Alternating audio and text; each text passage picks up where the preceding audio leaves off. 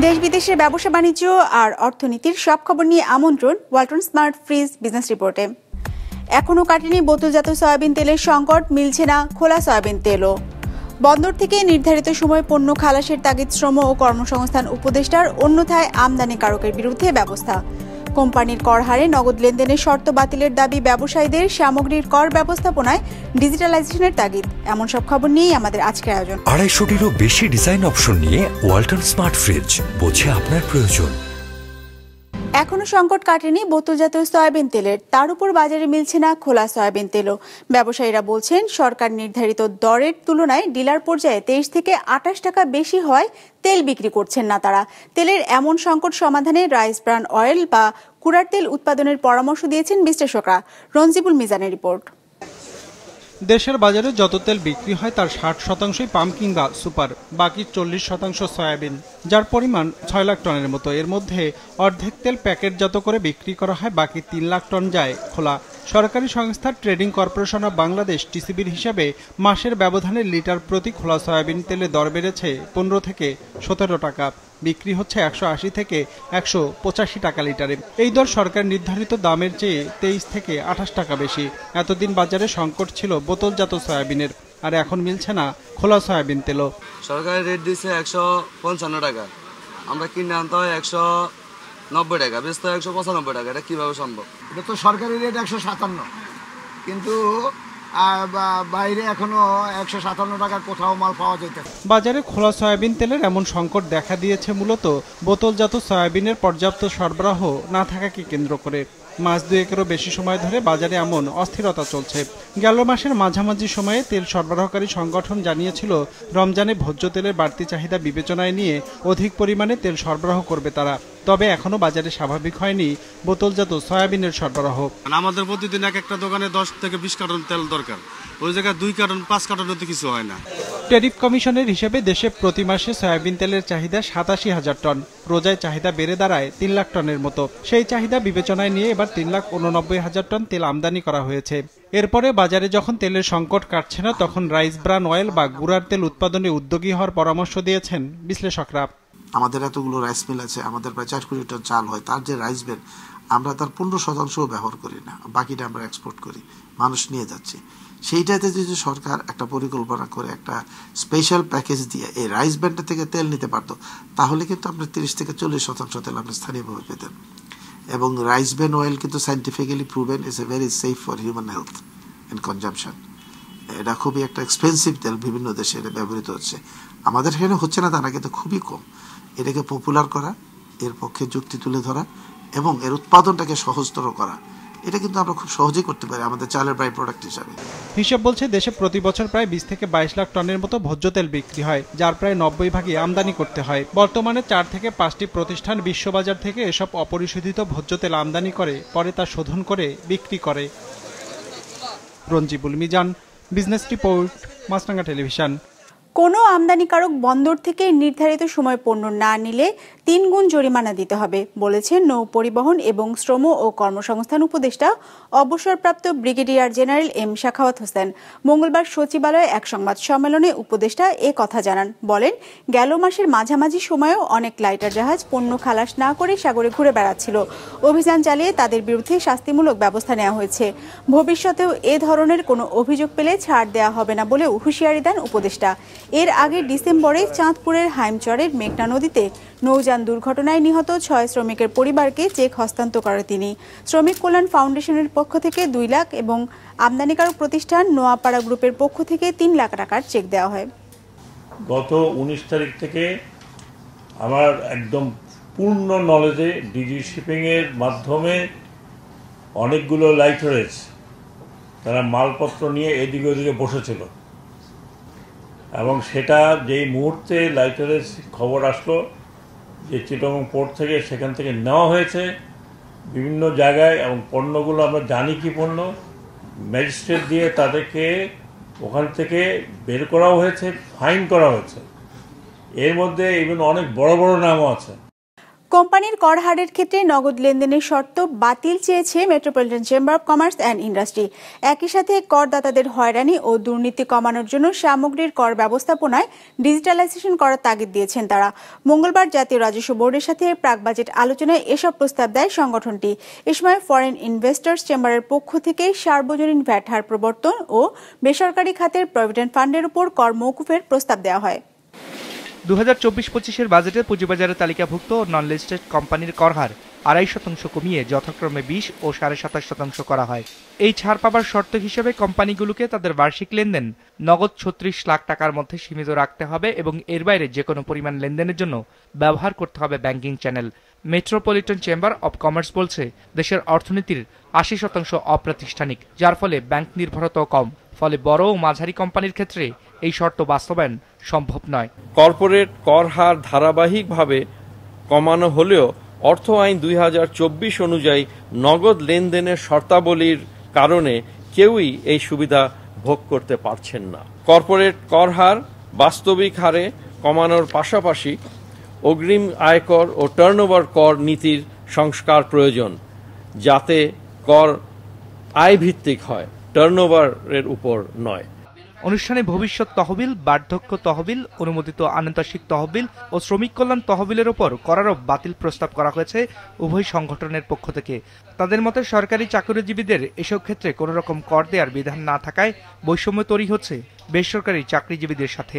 এমন বাস্তবতায় ফান্ডগুলোতে কর মওকুফের প্রস্তাব করেছেন তারা। একজন এমপ্লয়ি যখন রিটায়ার করে তখন তার জীবনের শেষ সম্বল হচ্ছে এই প্রভিডেন্ট ফান্ডের টাকা, গ্র্যাচুইটির টাকা।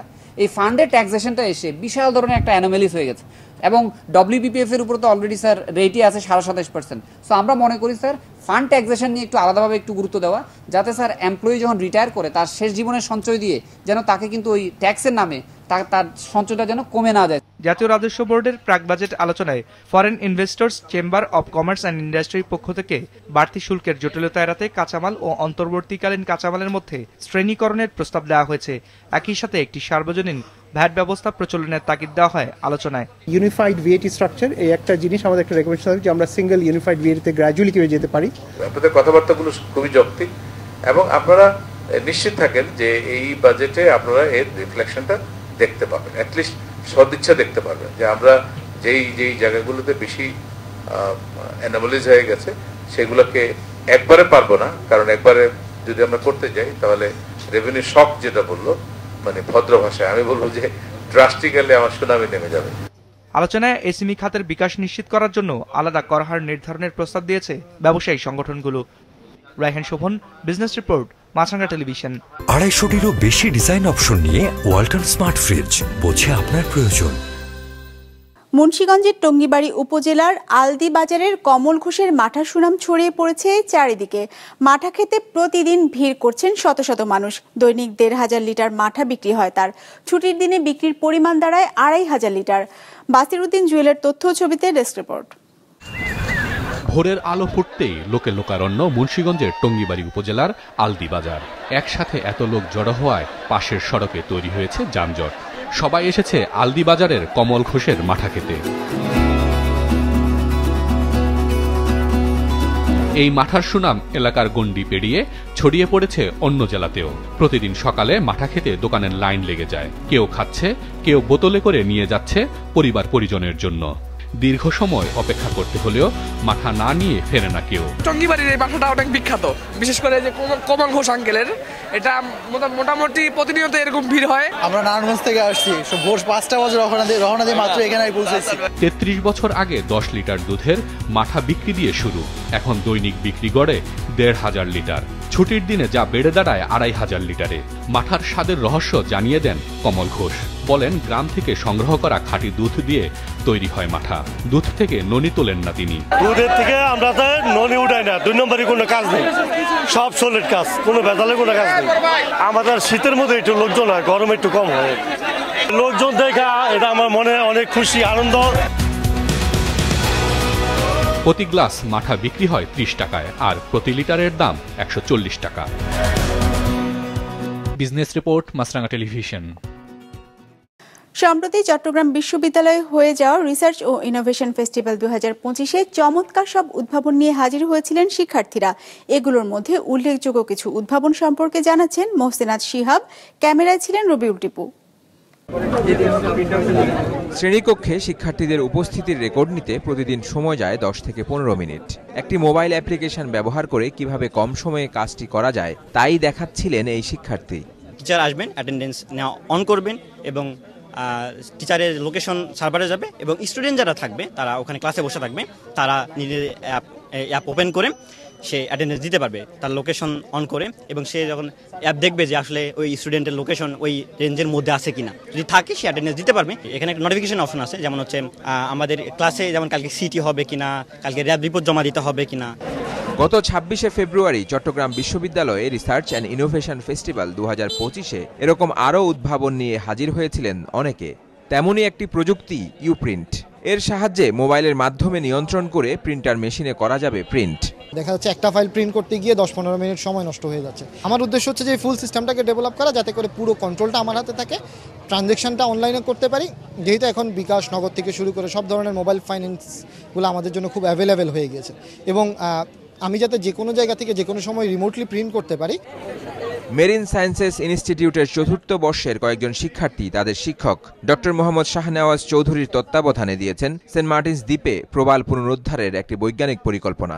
আমরা কিন্তু রিনিউয়েবল ওয়েব এনার্জি ইউজ করে আমরা কোরালগুলোকে রেস্টোরেশন করছি। এখানে আমরা কিন্তু ফ্রি এনার্জি ইউজ করে আমাদের যে লোহার খাঁচাটা তৈরি করব আমরা, সেখানে আমরা খুব লো পরিমাণের লো ভোল্টেজ প্রদান করব। এর ফলে কি হবে, এই খাঁচার মধ্যে একটা ক্যালসিয়াম কার্বনের একটা স্তর তৈরি হবে, যেটা কোরালগুলোকে গ্রোথ করার জন্য একদম পারফেক্ট এবং অপটিমাম।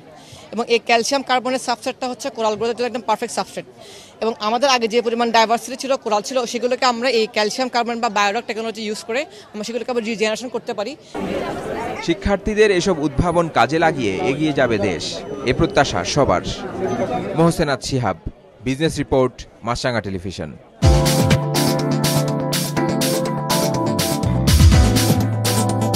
নেতিবাচক ধারায় শেষ হয়েছে ঢাকা স্টক এক্সচেঞ্জের লেনদেন। সার্বিক সূচক ডিএসসি এক্স 26 পয়েন্ট কমে দাঁড়িয়েছে 5194-তে। বেচাকেনা হয়েছে 338 কোটি টাকার। লেনদেনে অংশ নেওয়া প্রতিষ্ঠানগুলোর মধ্যে দর বেড়েছে 65টির, কমেছে 267টির, আর অপরিবর্তিত আছে 64টির দর। এবার বাজার নিয়ে বিশ্লেষণ শুনবো সিটি ব্যাংক ক্যাপিটালের। ঢাকা স্টক এক্সচেঞ্জের সার্বিক সূচক ডিএসই এক্স ইন্ডেক্স গত দিনের চেয়ে প্রায় 26 পয়েন্ট কমে গিয়ে 5194 অবস্থান করছে। আজ দিনের শুরুতে মার্কেটে কিছুটা ঊর্ধ্বগতি লক্ষ্য করা যায়। দিন বাড়ার সাথে সাথে ইনভেস্টরদের মধ্যে সেল করার প্রবণতা বেড়ে যায়। ফলস্বরূপ মার্কেট আজ 26 পয়েন্ট নেগেটিভ নিয়ে তার লেনদেন শেষ করে। আজ মার্কেটে লেনদেনরত কোম্পানির মধ্যে শেয়ার মূল্য বেড়েছে 65টি কোম্পানির, শেয়ার মূল্য কমেছে 267টি কোম্পানির এবং অপরিবর্তিত ছিল 64টি কোম্পানির শেয়ার মূল্য। মার্কেটে আজ টোটাল টার্নওভার ছিল 338 কোটি টাকা। মার্কেটে গত সপ্তাহের এভারেজ টোটাল টার্নওভার ছিল 518 কোটি টাকা এবং চলতি সপ্তাহের 3 দিনের এভারেজ টার্নওভার ছিল 380 কোটি টাকা। কানাডা, মেক্সিকো ও চীনের উপর মার্কিন প্রেসিডেন্ট ডোনাল্ড ট্রাম্পের আরোপিত শুল্ক মঙ্গলবার থেকে কার্যকর হচ্ছে। ফলে এখন থেকে যুক্তরাষ্ট্রে পণ্য রপ্তানি করতে হলে কানাডা, মেক্সিকোকে শুল্ক দিতে হবে 25% হারে, আর চীনা পণ্যের ক্ষেত্রে শুল্ক নির্ধারণ হয়েছে 20%। অতিরিক্ত শুল্ক আরোপের বিরুদ্ধে পাল্টা ব্যবস্থা নিয়েছে কানাডা, মেক্সিকো ও চীন। বিস্তারিত ডেস্ক রিপোর্টে। মার্কিন প্রেসিডেন্ট হিসেবে দ্বিতীয় মেয়াদে ক্ষমতা গ্রহণের পরপরই কানাডা, মেক্সিকো ও চীনা পণ্য আমদানিতে শুল্ক সংক্রান্ত পৃথক 3টি নির্বাহী আদেশে সই করেন ডোনাল্ড ট্রাম্প। আদেশ অনুযায়ী কানাডা, মেক্সিকোকে যুক্তরাষ্ট্রের বাজারে প্রবেশ করতে হলে 25% হারে শুল্ক দিতে হবে, আর চীনা পণ্যে অতিরিক্ত সহ মোট শুল্ক দিতে হবে 20%। এরপর দেশ তিনটিকে 1 মাস সময় বেঁধে দিলেও সমাধানে না আসায় মঙ্গলবার থেকে এই শুল্ক কার্যকর হচ্ছে। 25% on Canada and 25% on Mexico, and that'll start. So they're going to have a tariff. So what they have to do is build their car plants, frankly, and other things in the United States, in which case they have no tariffs. 3 দশক ধরে মুক্ত বাণিজ্য চুক্তির আওতায় যুক্তরাষ্ট্রে স্বল্প শুল্কে পণ্য রপ্তানি করত কানাডা ও মেক্সিকো। তবে ট্রাম্প দায়িত্ব নেওয়ার আগেই হুমকি দিয়ে বলেছিলেন, অবৈধ অভিবাসন ও মাদক পাচার বন্ধ না হলে দেশ দুটির উপর 25% শুল্ক আরোপ করবেন তিনি। দেশগুলোর উপর শুল্ক আরোপে আমেরিকান শিল্প লাভবান হবে, এমনটাও আশা ট্রাম্পের। মার্কিন শুল্ক আরোপের প্রতিক্রিয়ায় তাৎক্ষণিক 25% পাল্টা শুল্ক আরোপের ঘোষণা দিয়েছেন কানাডিয়ান প্রেসিডেন্ট জাস্টিন ট্রুডো। তিনি বলেন, যুক্তরাষ্ট্র থেকে আমদানি করা $15,500 কানাডিয়ান ডলারের পণ্যের উপর 25% শুল্ক আরোপ করা হবে, যার মধ্যে $3,000 কানাডিয়ান ডলারের পণ্যের ক্ষেত্রে শুল্ক মঙ্গলবার থেকে কার্যকর হবে এবং বাকিটা কার্যকর হবে 21 দিনের মধ্যে। The American administration will make its own choices in terms of tariffs. We will continue to work to ensure, to do everything we can to make sure that there are no tariffs on Tuesday. But if ever there were tariffs on Tuesday, as we have all seen, as we were ready to do last time, we will have a strong, unequivocal and proportional response as Canadians expect. যুক্তরাষ্ট্রের শুল্ক আরোপের বিরুদ্ধে পাল্টা ব্যবস্থা নিয়েছে চীনও। হিসাব বলছে, চীন যুক্তরাষ্ট্রের মধ্যে বছরে বাণিজ্যের পরিমাণ $58,200 কোটি। এর মধ্যে চীন মার্কিন বাজারে পণ্য রপ্তানি করে $43,900 কোটি আর যুক্তরাষ্ট্র থেকে আমদানির পরিমাণ $14,300 কোটি। ট্রাম্পের অতিরিক্ত শুল্ক আরোপের বিরুদ্ধে পাল্টা ব্যবস্থা হিসাবে যুক্তরাষ্ট্র থেকে আমদানি করা পণ্যের উপর অতিরিক্ত 10 থেকে 15% শুল্ক আরোপের ঘোষণা দিয়েছে চীন, যা কার্যকর হবে আগামী 10 মার্চ থেকে। একই পথে হাঁটছে মেক্সিকো। দেশটির প্রেসিডেন্ট শেইনবাও জানিয়েছেন, মেক্সিকো কোনো সংঘাত চায় না, দেশের স্বার্থ রক্ষায় সব করবে সরকার। হিসেব বলছে, কানাডা, মেক্সিকো, চীনের সাথে যুক্তরাষ্ট্রের আমদানি রপ্তানি বাণিজ্যের পরিমাণ প্রায় $2.2 ট্রিলিয়ন। এদিকে ট্রাম্পের শুল্ক কার্যকরের ঘোষণায় যুক্তরাষ্ট্রের শেয়ার বাজারে ধস নেমেছে।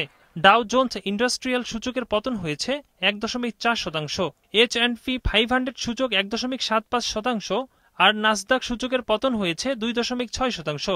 বড় পতনে পড়েছে এশিয়ান শেয়ার বাজারও। ইকরামুল ইসলাম খান, বিজনেস রিপোর্ট, মাছরাঙ্গা টেলিভিশন। দর্শক, আমাদের যে কোনো পর্ব নিজেদের সুবিধাজনক সময় দেখতে সাবস্ক্রাইব করুন বিজনেস রিপোর্টের অফিসিয়াল ইউটিউব চ্যানেল। ফেসবুক পেজে লাইক দিয়ে আপডেট থাকুন ব্যবসা বাণিজ্যের আলোচিত সব ঘটনা সম্পর্কে। আর আপনাদের মতামত জানান কমেন্টস অথবা ইনবক্সে। আজ এটুকুই, বিদায় নিচ্ছি, ভালো থাকুন।